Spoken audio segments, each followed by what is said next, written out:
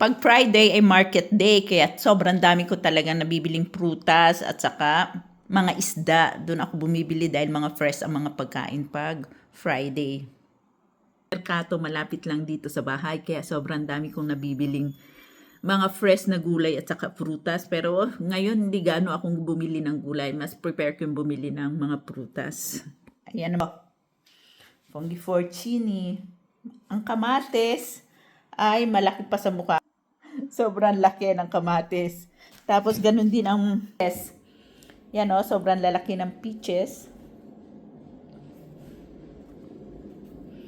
Ayan, dami nating prutas, may mushroom. Ang sarap nito, funghi porcini. Tapos yung ating kastanya. Ayan, may saging. Ang dami namin prutas. Melagrana at ito yung mango na matigas pa, tamang-tama yan sa bagoong. Month na nga, kaya yan lumalabas na rin ang mga funghi porcini. Parang pareho lang ang season nito at ng kastanya. Pareho silang nagsisimula ng mga month. Ayan o, ang ganda ng funghi porcini. Kaya lang hindi ko pa ito luluto ngayon kasi kakain kami mamaya sa labas. Siguro bukas ko na lang ito luluto. Ang ganda ng funghi porcini. Kastanya, pero sobrang mahal pa ng presyo. Sa ngayon ay sobrang mahal pa ng presyo dahil bago pa lang, ibihira pa lang ang may tinda, pero ang ganda nito. Ito yung sobrang malalaking kastanya. 3 piraso pa lang nito, busog ka na. Iluluto ko ito mamaya. Ang dami nating prutas. Meron tayong fiki. Parang meron din sa atin ito eh. Yung sa gubat na maliliit lang. Tapos ito prunya pero ibang klaseng prunya yung maliliit. Mas masarap ito. Tapos dalawang klase ang prunya. Meron din ganito, violet. Tapos alam niyo ba, may manga na rin na made in Italy. Ito, kita nyo. Made in Italy. Ayan. Io sono siciliano.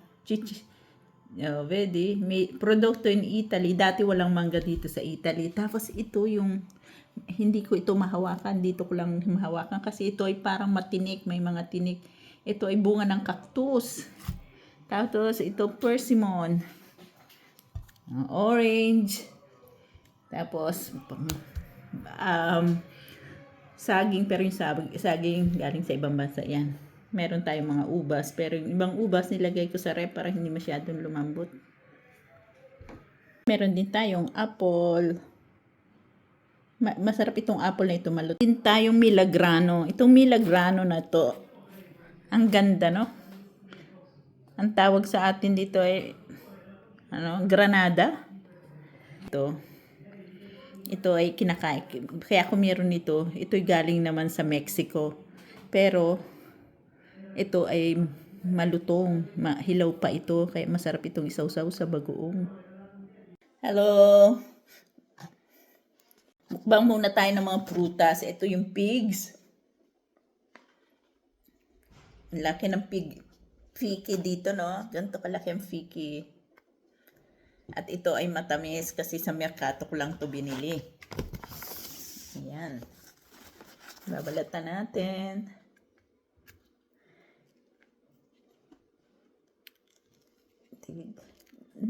Noon ako'y bata pa, sa Mindoro, sa amin doon, ang dami nitong parang ganito ang itsura. Ang tawag yata ay tibig. May kulay green, may medyo yellow, tapos may violet din. Pero hindi namin kinakain. Yun ay kinakain lang ng mga ibon. Pero siguro ganito rin ang lasa nun. Pareho ang texture ng balat nila, pareho ang itsura. Medyo malaki lang to. Pero siguro ganito rin ang lasa nun. Ginakain lang yun ng mga langgam eh. Ayan. Ganda ng loob. Ganyan ang loob niya.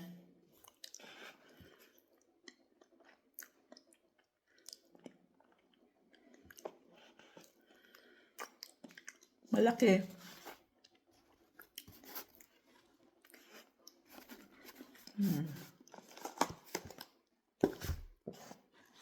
Ito naman, fruits. Nahugasan ko na ito, pero hugasan ulit natin. Punasan lang natin. Favorite ko rin to. Masarap to.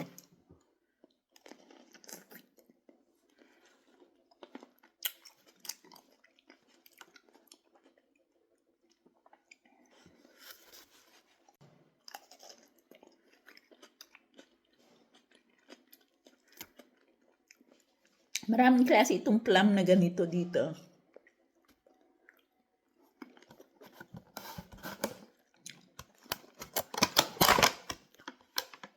Ito naman yung plum na ang kulay ay violet. Maliliit lang siya, hindi katulad ng ordinary plum na malalaki. Ito yung maliliit.